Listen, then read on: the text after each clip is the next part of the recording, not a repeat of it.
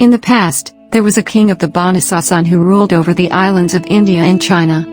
He had two sons, one of whom was in his prime and the other was still young. Both were brave knights, but the elder was a more skilled horseman. The elder son succeeded to the throne and ruled his kingdom with justice, earning the love of his subjects. His name was King Shahryar, and he made his younger brother, Shah Zaman, the king of Samarkand. Both brothers ruled their respective kingdoms with fairness and enjoyment for 20 years.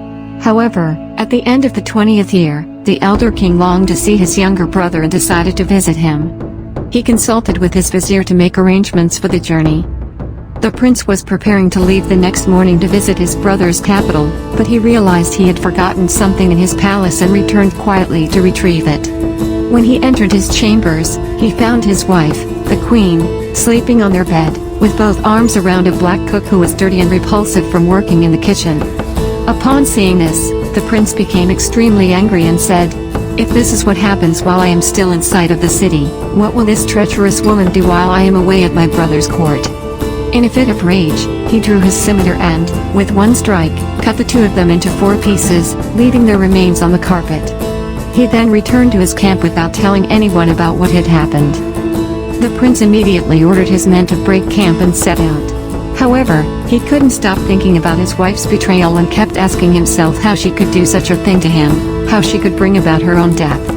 The grief and shock of the situation caused him to become ill, his skin turning yellow and his body becoming weak. He was in danger of falling seriously ill and possibly dying. In response, the prince's minister shortened the distance traveled each day and made sure to take longer breaks at watering stations along the way. He did everything he could to comfort the prince. As the prince approached his brother's capital, he sent out messengers to announce his arrival. His brother, the king, came out to meet him with his ministers, nobles, and other high-ranking officials, greeting him with great joy and celebrating his arrival by decorating the city in his honor. When the two brothers met, the elder noticed that the younger looked unwell and asked him what was wrong. The younger prince replied, "It is just the difficulties of travel that have caused my health to decline. I have suffered from the change in water and air, but thanks be to God for reuniting me with a dear and rare brother like you. O king of the time and caliph of the tide, only hard work and exhaustion have caused my skin to turn yellow and my eyes to sink deep into my head." Despite saying this, the younger prince was actually hiding the real reason for his illness, which was the betrayal and shock of finding his wife with another man. The two brothers entered the capital with great honor, and the elder prince provided the younger with a palace overlooking a pleasure garden. After some time, he noticed that the younger prince's condition had not improved and assumed it was due to his separation from his own kingdom. He allowed him to do as he pleased and did not ask him any questions about his health until one day when he again remarked, "Oh my brother, I see that you have grown weaker in body and your skin has become even more yellow." "Oh my brother," replied the younger prince, "I have an internal wound." Despite this, he still would not reveal to his brother what he had witnessed concerning his wife. The older prince then summoned doctors and surgeons and ordered them to treat his brother according to their medical knowledge. They did this for a whole month, but their remedies had no effect because the younger prince could not stop thinking about his wife's betrayal, and his despondency only grew. No matter what treatment they tried, it seemed to have no impact. One day, the older prince said to his brother, "I am going out to hunt and enjoy myself. Maybe this will lift your spirits." However, the younger prince refused, saying, "Oh my brother, my soul has no desire for such activities. I beg your favor to allow me to remain here quietly, fully occupied with my illness." Therefore, the younger prince, King Shah Zaman, spent the night in the palace, and the following morning, after his brother had left, he moved from his room to a window overlooking the pleasure gardens. There he sat, lost in thought and feeling tortured by his wife's betrayal as he let out deep sighs. As he sat in this state, suddenly the door to a private part of the palace swung open and 20 slave girls emerged, surrounding the older prince's wife, who was incredibly beautiful and had an attractive appearance and perfect symmetry. She moved with the grace of a gazelle thirsting for a cool stream. Upon seeing this, the younger prince withdrew from the window, but he continued to watch the group secretly from a place where he couldn't be seen. They walked directly beneath the window where he was hidden and continued a short distance into the garden until they reached a fountain in the middle of a large basin of water. They then undressed, revealing that 10 of them were the king's concubines and the other 10 were white slave girls. After everyone paired off, the queen, who was left alone, called out, "Hear to me, O my lord Saeed."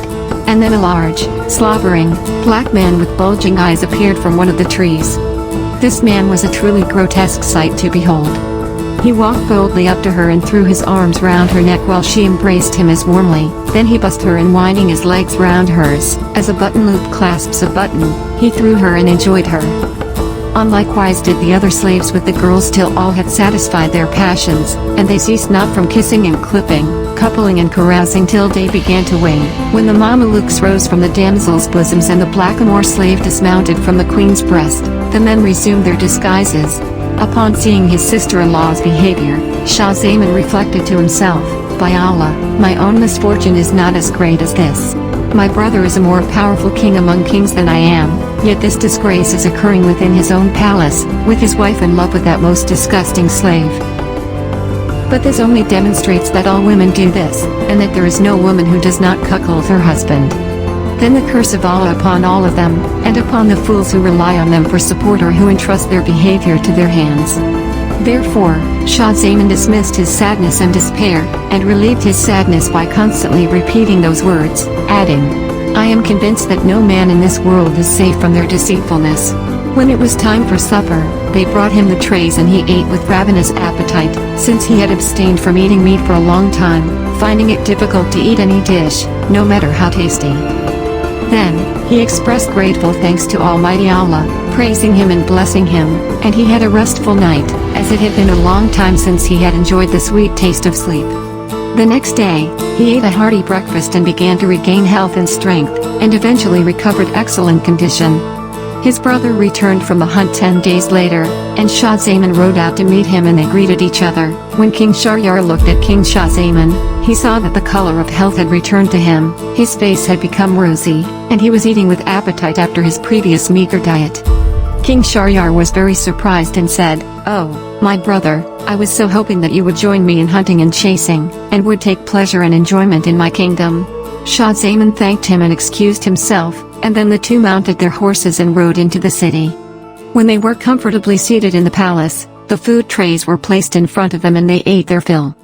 After the food was cleared and they had washed their hands, King Shahryar turned to his brother and said, "I am filled with wonder at your condition. I wanted to take you with me on the hunt, but I saw you looking pale and sickly, and in great mental distress. But now, Alhamdulillah, praise be to God. I see that your natural color has returned to your face and that you are once again in good health. I thought that your illness was due to being separated from your family and friends, and being away from your capital and country, so I refrained from asking you any more questions. But now, I beg you to explain to me the cause of your illness and your change in color, and to explain the reason for your recovery and the return to the healthy, rosy color that I am accustomed to seeing. Please speak openly and do not hide anything." When Shah Zaman heard this, he bent his head towards the ground for a while, then raised it and said, "I will tell you what caused my illness and my loss of color, but please excuse me from telling you the reason for its return and my complete recovery. In fact, I implore you not to ask me for a response." Shahryar, who was very surprised by these words, said, "Let me hear first what led to your paleness and poor health." They then went into the basin and, after performing the ritual ablution, dressed and left as they had before. When Shahryar saw this adultery committed by his wife and concubines, he became distressed and exclaimed, "Only by living in complete isolation can one be safe from the wickedness of this world. By Allah, life is nothing but one great injustice." Shahryar then said, "Don't oppose me, my brother, in what I'm going to suggest." His brother replied, "I won't." Shahryar then said, "Let's leave as we are and depart immediately from here. We have no interest in being kings anymore. Let's wander the earth, worshipping God until we find someone who has experienced a similar misfortune. If we find no one, death will be more welcome to us than life." The two brothers left the palace through a secret door and traveled day and night until they reached a tree in the middle of a meadow by a spring of sweet water on the shore of the salt sea. They drank from the spring and sat down to rest. After an hour, they heard a loud noise and commotion as if the heavens were collapsing onto the earth. The sea churned with waves and a black pillar emerged, growing until it reached towards the sky and headed towards the meadow. Feeling afraid, the two brothers climbed to the top of the tree, which was tall. From there, they watched to see what was happening. They saw that it was a giant jinn, towering in height and with a broad chest and build, a broad brow and black eyes. He was carrying a crystal chest on his head. He waded through the deep water and came to the shore, walking to the tree where the two kings were seated and sitting down beneath it. The jinn set the chest down and took out a casket with 7 steel locks, which he unlocked with 7 steel keys he took from his thigh. A young lady emerged from the casket, with a fair complexion and beautiful appearance, of slender and graceful stature, and bright as if she were the moon on the 14th night or the sun shining brightly. The poet Utaya has beautifully written, "She rose like the morning as she shone through the night, and she adorned the grove with her gracious sight. The sun takes its radiance from her brightness, as she unveils and shames the moon's light. All beings bow down before her, as she displays her charms with her veil lifted. She floods cities with a torrent of tears, when she flashes her look of lightning." The jinn sat the young lady under the tree next to him and said to her, "O the best love of my heart, O lady of noble ancestry, whom I stole away on your wedding night so that no one could take your virginity or have sex with you before me, and whom no one but myself has loved or enjoyed. O my sweetheart, I would like to sleep for a little while." He then laid his head on the lady's thighs and stretched out his legs, which reached down to the sea. He slept, snored, and snored like thunder. The young lady looked up towards the top of the tree and saw the two kings perched near the summit. She gently lifted the jinn's head off her lap, which she was tired of supporting, and placed it on the ground. She stood up under the tree and signaled to the kings, "Come down, both of you. Don't be afraid of this jinn." The kings were terrified when they realized that she had seen them and signaled back, "Please, lady, excuse us from coming down for Allah's sake and for the sake of your modesty." But she insisted, "I swear by Allah that you both come down immediately, or I will wake my husband, this jinn, and he will kill you in the worst way possible." She continued signaling to them, so out of fear, they came down to her. She stood before them and said, "Have sex with me quickly, without hesitation, or I will wake and set this jinn on you, who will kill you immediately." The king said to her, "Our lady, we beg you in the name of Allah, don't make us do this. We are fleeing from such things and are extremely afraid and terrified of your husband. Quit talking and just do it," she said. She swore to them by the one who raised the sky without support or pillar that if they didn't do as she wanted, she would have them killed and thrown into the sea. Out of fear, Shahryar said to Shah Zaman, "My brother, do as she says." But Shah Zaman replied, "I won't do it until you do it first." They began arguing about having sex with her. Then she said to the two of them, "Why are you arguing and hesitating? If you don't act like men and do what is needed, I will wake the jinn." Out of fear of the jinn, they both did as she told them. When they were finished, she said, "Well done." She then took out a purse from her pocket and removed a string with 570 seal rings on it. She asked, "Do you know what these are?"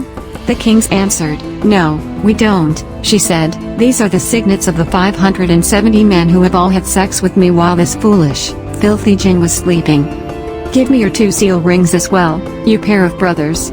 After the kings removed their 2 rings from their hands and gave them to her, she said, "On my wedding night, this jinn took me away, put me in a casket, and placed the casket in a chest. He locked the chest with 7 strong steel padlocks and put me at the bottom of the raging sea, supposedly to keep me chaste and honest. In reality, he just wanted to be the only one to have sex with me. That none save himself might have connection with me. But I have had sex with as many people as I wanted, and this poor jinn doesn't know that destiny cannot be avoided or prevented by anything, and that whatever a woman wants, she will fulfill it no matter what a man wants." This is what one of them says.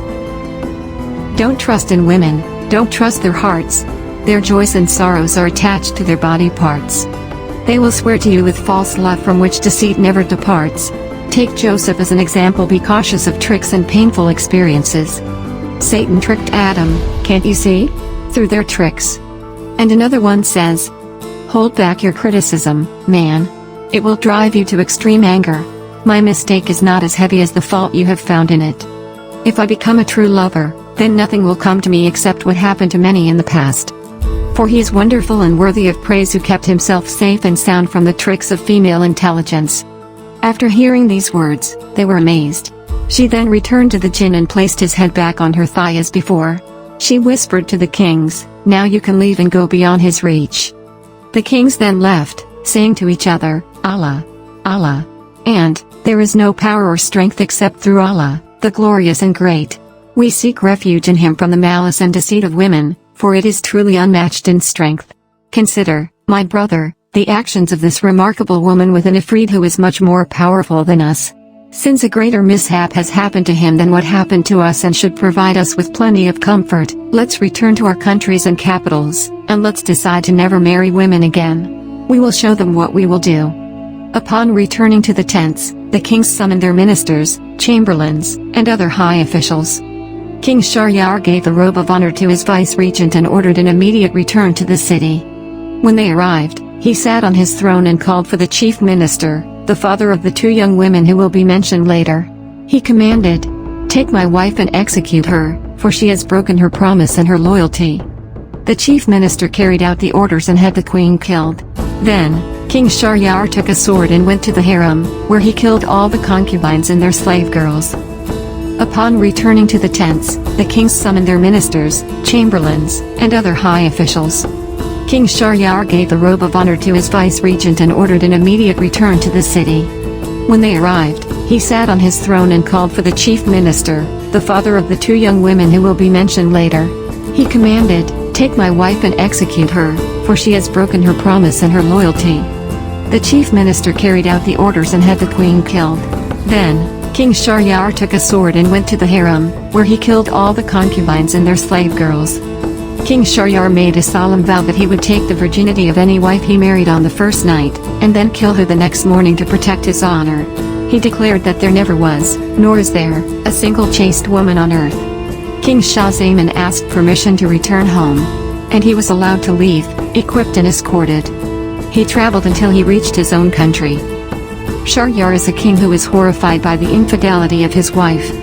In response, he decides to marry a new woman every night and have her executed in the morning as a way to prevent any future betrayal.